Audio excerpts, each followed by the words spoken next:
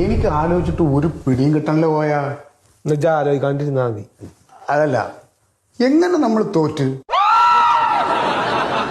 വിശ്വസിക്കാൻ എനിക്ക് പറ്റില്ല കേട്ടോ. അത് എങ്ങനെ തോറ്റു ഇത്ര ആലോചിക്കാൻ എന്താ ഉള്ളതെന്ന്?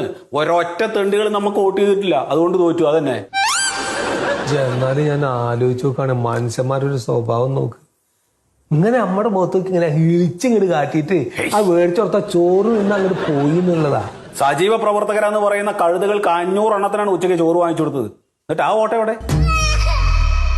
അല്ല, അതെ, നമ്മൾ കൊടുത്ത ചോറ് പൊതിയിൽ എന്തെങ്കിലും പോരായ്മ ഉണ്ടായിട്ടുണ്ടാവുമോ? എന്തു പറയാ, അതിലൊരു മീൻ പൊരിച്ചുണ്ടായിരുന്നില്ല. മീൻ പൊരിച്ചു വരണില്ല വെച്ചിട്ട് വോട്ട് മാറ്റി കുത്ത നമുക്കിങ്ങള്. അതൊക്കെ ചെയ്യും നമ്മുടെ ജനങ്ങൾ, അതുമല്ല അതിലപ്പുറവും ചെയ്യും.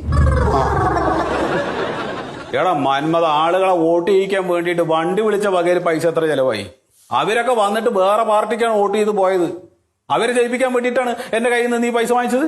എന്നാ ആൾക്കാരനെ വണ്ടി വിളിച്ചോണ്ടെന്നില്ല വെച്ചെങ്കിൽ അവരുടെ ഭൂരിപക്ഷമെങ്കിലും കുറഞ്ഞു കിട്ടിയായിരുന്നു.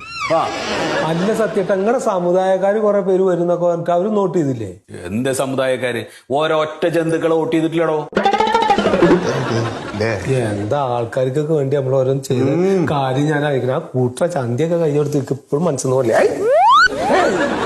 അതെ, എന്റെ മുഖത്തേക്ക് നോക്ക്. ഏ ഞാൻ നിങ്ങളോട് ചോദിക്കുന്ന ചോദ്യത്തിന് നിങ്ങൾ സത്യം പറയണ്ട.